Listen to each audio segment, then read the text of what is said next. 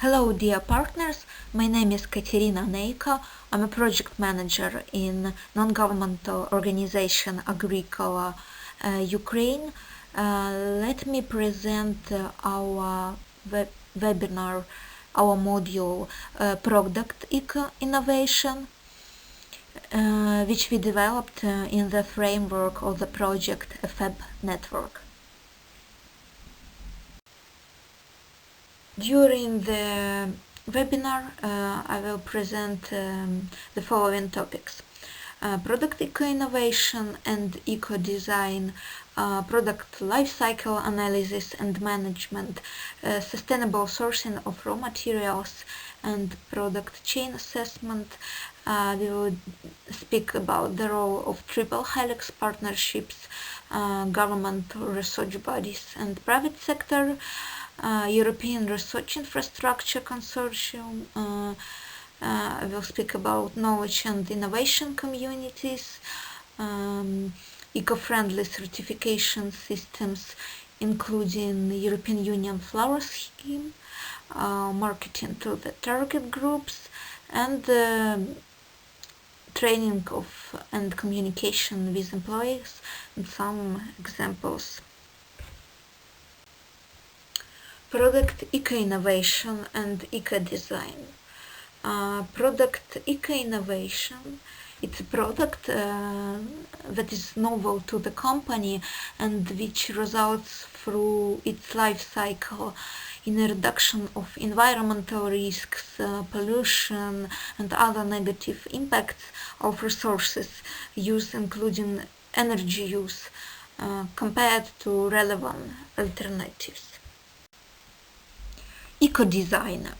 Eco-design, it aims to reduce the environmental impact of products, considering the entire life cycle.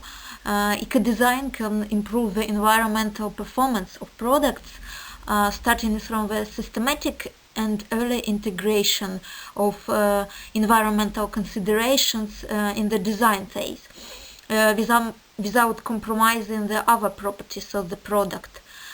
For instance, its cost, quality, appearance, functionality, internal and external requirements, and etc.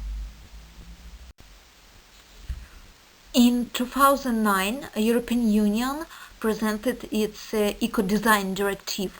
The aim of this directive is that manufacturers of energy-using products will, at the design stage, be obliged to reduce the energy consumption and other negative environmental impacts of products.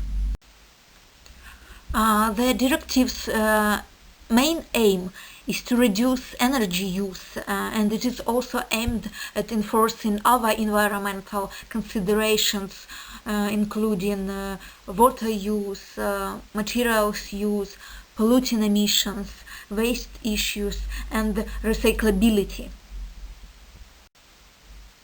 The product lifecycle analysis and management. As consumers, we buy millions of products every year, and just like us, these products, they have a life cycle. All the long-established products, eventually, they become less popular, and the demand for new, more modern goods, it usually increases quite rapidly after they are launched. Because most companies understand the different product life cycle stages, and that the products they sell all have a limited lifespan, the majority of them will invest heavily in new product development in order to make sure that their businesses continue to grow. The product life cycle, it has four stages. The first one is introduction stage. On this stage of the cycle, it could be the most expensive for a company launching a new product. Growth stage is typically characterized by strong growth in sales and profits. Maturity stage. During this stage, the product is established, and the aim for the manufacturer Now, it's to maintain the market share they have built up. Decline stage. Eventually, the market for product will start to shrink, and this is what's known as the decline stage. So, what is the product life cycle analysis? It's process of managing the entire life cycle of a product from inception through engineering, design and manufacture to service and disposal of manufactured products. Why do we need to perform life cycle analysis? It may be conducted by an industry sector to enable it to identify areas where improvements can be made in environmental terms. And life cycle analysis it may be intended to provide environmental data for the public or for the government. All products they have some impact on the environment, and since some products use more resources, cause more pollution, or generate more waste than others, the aim of life cycle analysis is to identify those which are most harmful. Also, life cycle analysis it enables a manufacturer to quantify how much energy and raw materials are used and how much solid, liquid, or gaseous waste is generated at each stage of the product's life. Raw materials sourcing. Raw materials it's unprocessed resources from nature that a company uses to make a product, such as latex, cotton, crude oil, wood, or metal. The growing extraction and sourcing of these materials it's often have a significant impact on the environments from which they come. It is important that companies source raw materials in a way that preserves their sustainability, meaning that the resource will be available for the future generations. For business, raw materials are necessary for the sustainability and health of the company, and without them, the business would not exist.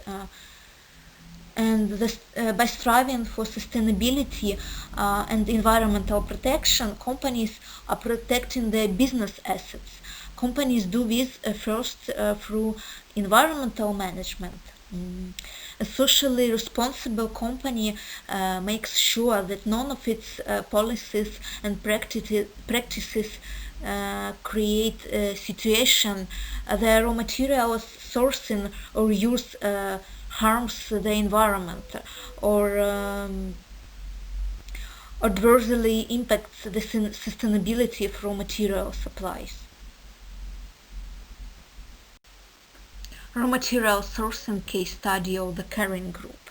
Kering Group is a French luxury goods holding company, and it's owner of Alexander McQueen, Brioni, Gucci, Puma, and other luxury sports and lifestyle brands. As 50% of Kering's environmental impact comes from raw materials, it sought out alternatives and seeking and supporting new ways of cultivating materials. Leather, which makes up 24% of Kering total footprint, it was a key concern, and Kering established a leather sourcing policy which stood for traceability and against the conversion of natural ecosystem into grazing land.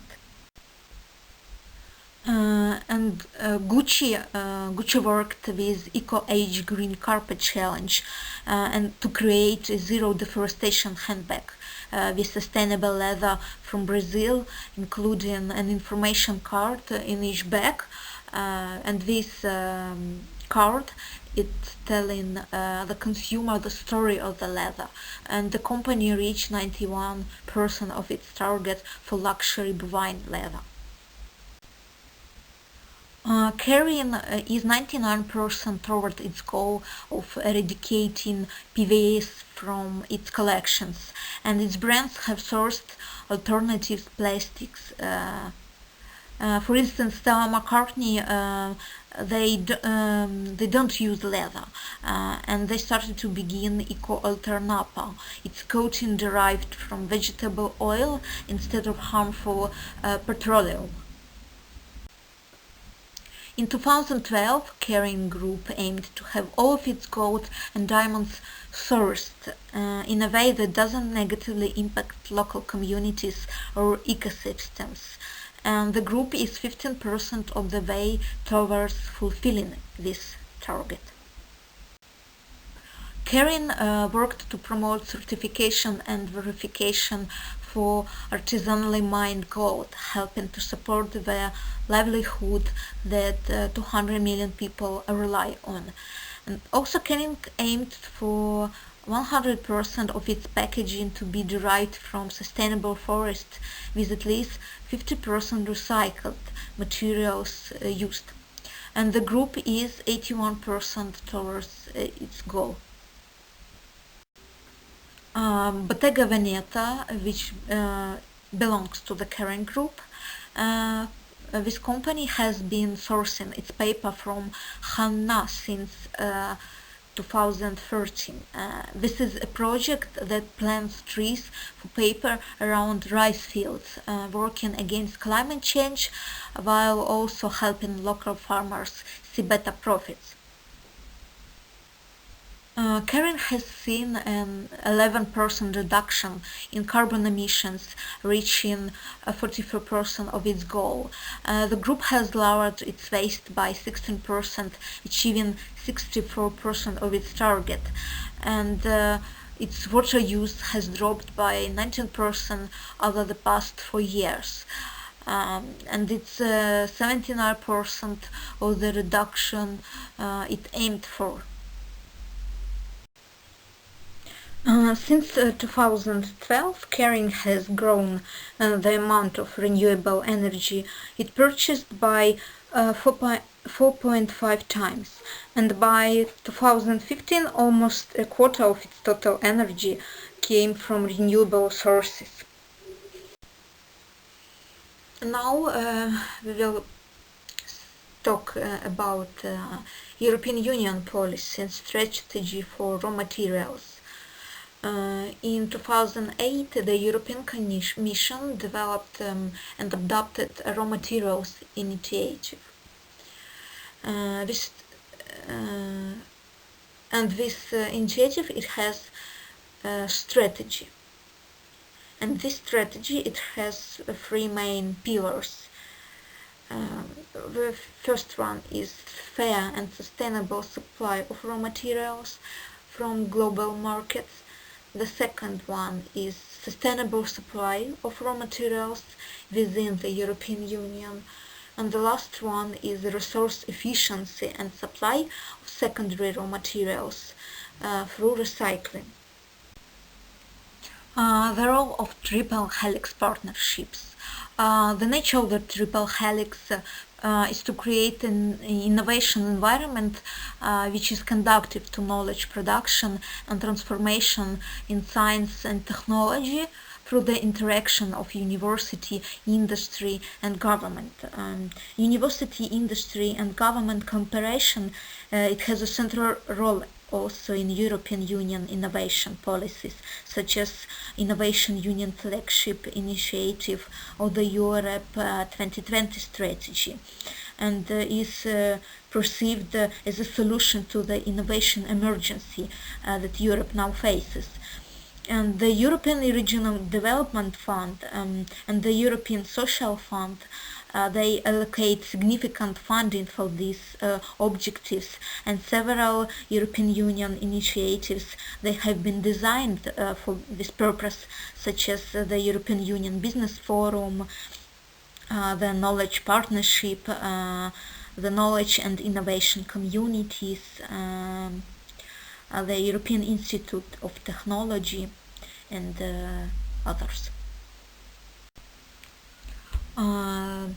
The triple helix has the capacity to provide solutions to current major challenges in higher education, research and development, competitiveness, labor market by better training for students and researchers, creating more and better jobs, ensuring a sound and sustainable economic growth, solving structural problems arising from the shift from the industrial society to the knowledge society. The triple helix concept now it's widely spread all over the world, and to give just a few examples, one of them is the Swedish governmental agency for innovation systems, Vinnova. It devotes an important part of its activities to stimulate the cooperation between companies, universities, research institutes, and other Swedish innovation actors. European Research Infrastructure Consortium. It's a full legal entity under the Union law. It has a membership with at least one European Union member and two European Union member or associated states. It has legal personality and full legal capacity reorganized in all member states. The objective of this European Research Infrastructure Consortium is to establish and operate through its members a research infrastructure of European importance on a non-economic basis. The research infrastructure established by NERIC, it meets the following requirements. It is necessary for the carrying out European research programs and projects, including for the efficient execution of community research, technological development, and demonstration programs. It also represents an added value in the strengthening and structuring of the European research area and the significant improvement in the relevant scientific and technological fields at international level.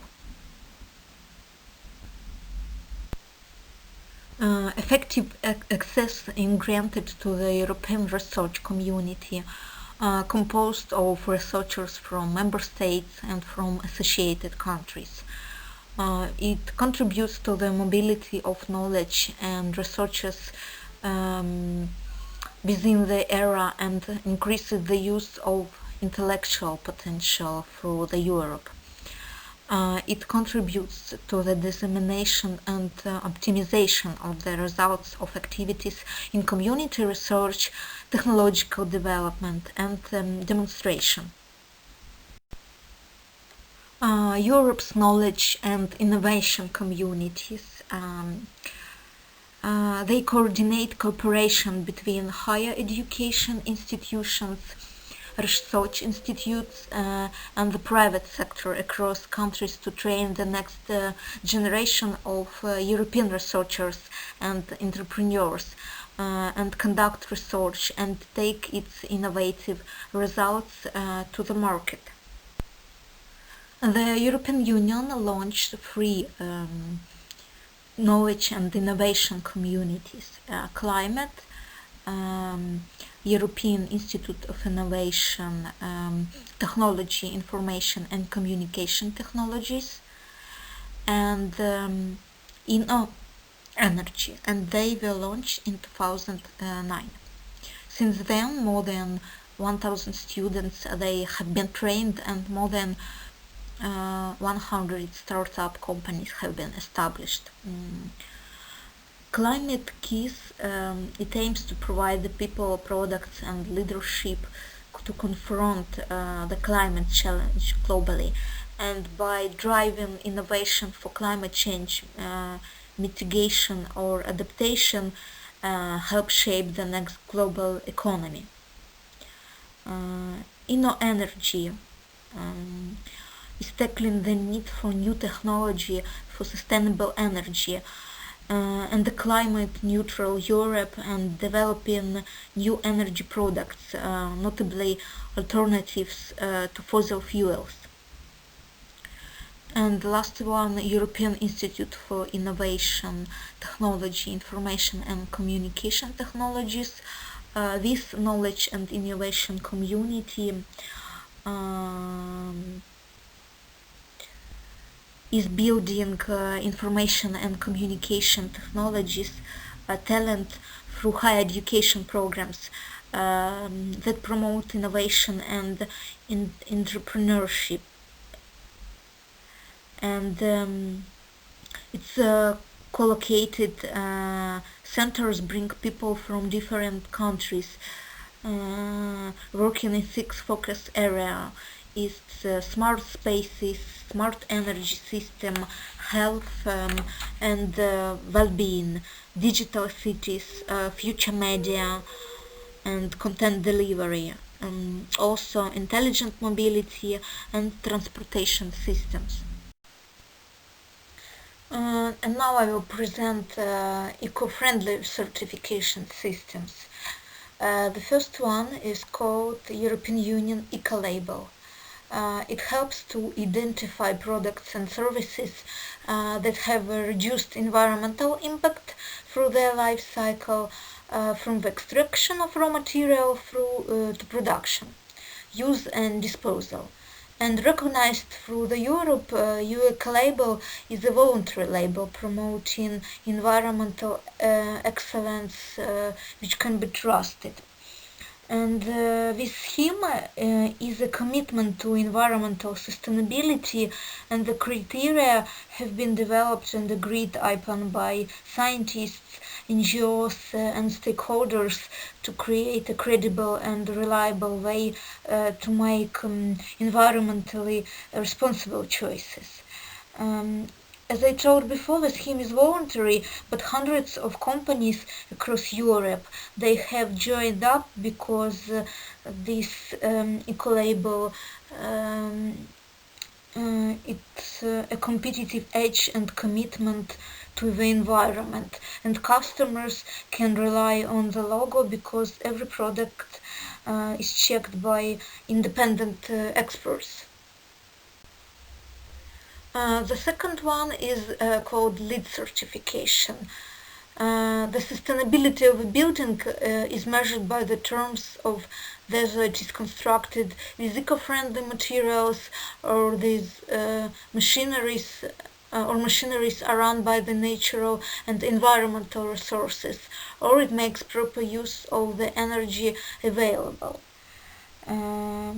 The LEED certification will help the professionals to rate the buildings according to the location and planning, sustainability of the site, efficient utilization of water and energy, and the materials and resources used in the internal system, the indoor environment or air quality, inflow and outflow of air through duct and insulation system, innovation and design process. These buildings, they are eco-friendly, and the building is constructed using many natural resources like tidal energy, solar or wind energy.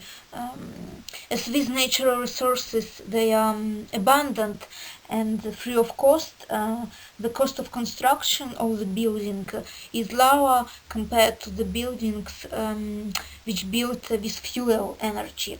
And as a result of this, a huge amount of money is saved for builders and contractors.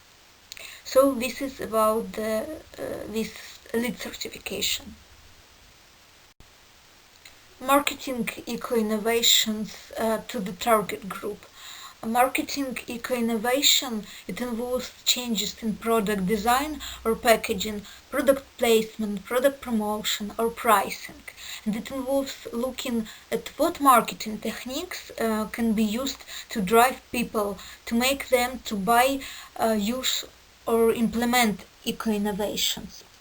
But understanding of better understanding of the specificity of the market and consumer response to brands related to eco-innovations. For instance, products, services, technologies, or companies. It becomes strategic knowledge in the market for actors such as small and medium enterprises. And communication with the target groups is a very important factor in the success of eco-innovation. Through suitably chosen marketing communications, the company discloses to the target groups what it offers, its products that can satisfy their needs and meet required quality attribute that also corresponds to the price. And the way the message is received by the target groups is very crucial. It is important to ensure that it will not cease to exist in the amount of information and that it will be interesting for them. It requires flexible thinking, creativity, and constant search for ideas. And target groups today they require products and services adjusted to their needs and wishes. That means an individual approach. And sustainable marketing strategy, it should be included in the eco-innovation process as an integral part of eco-innovation project of the enterprise being innovated. And the main objective of the marketing strategy is to gain a competitive advantage in a competitive market.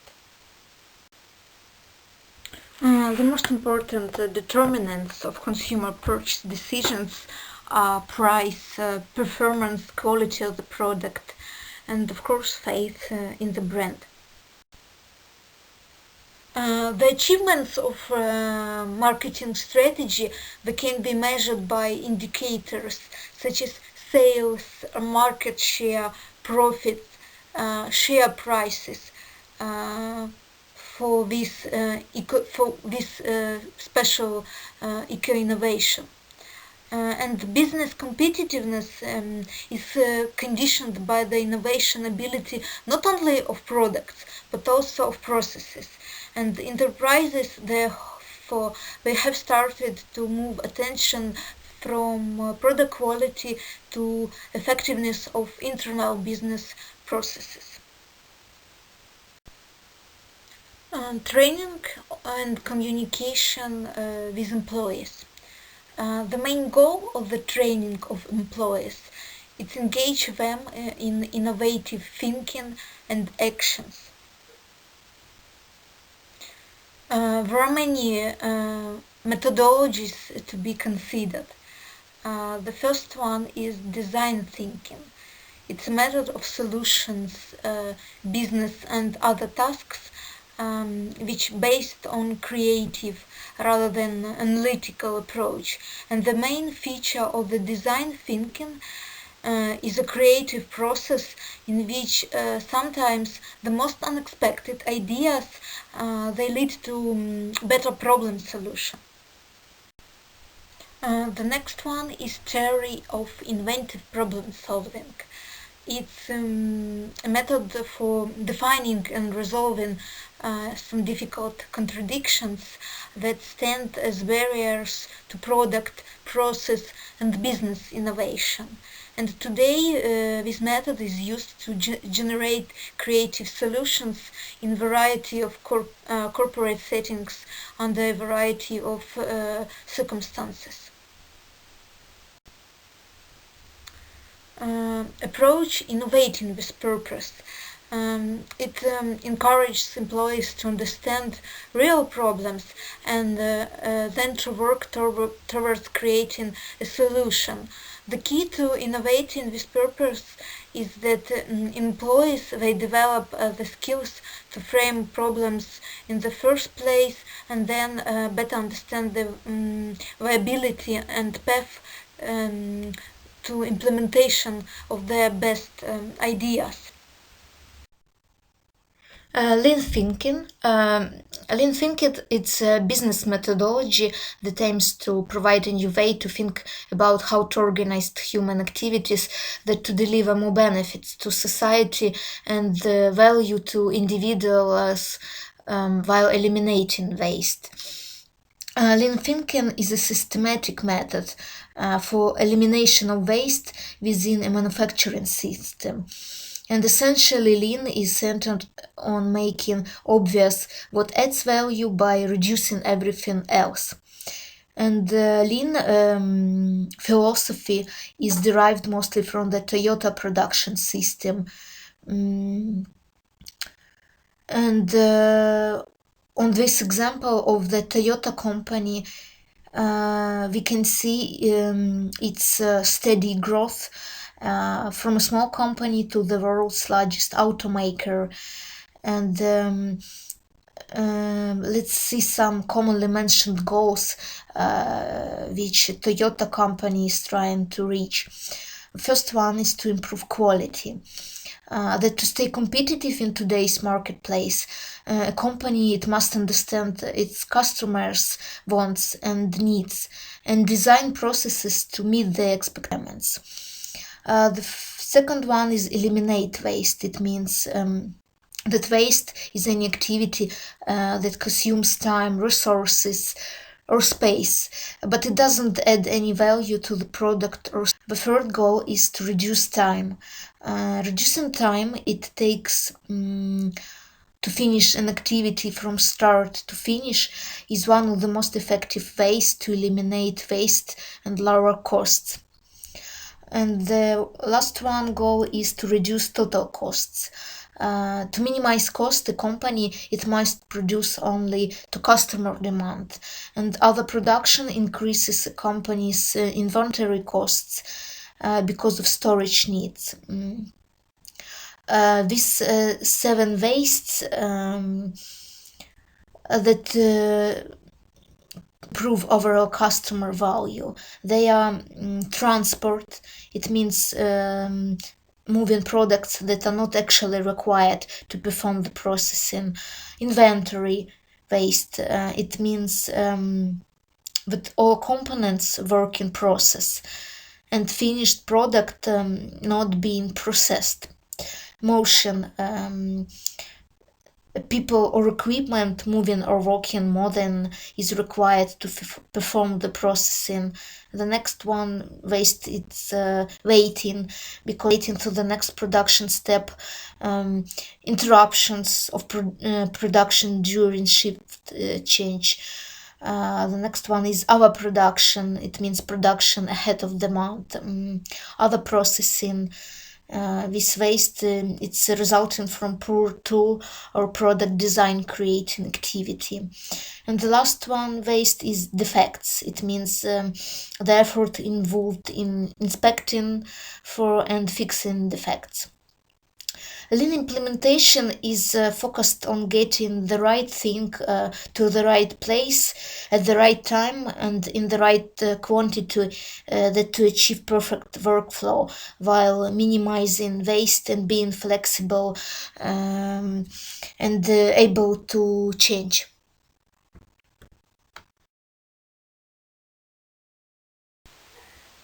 Dear partners, thank you very much for your attention, for being with us during this webinar.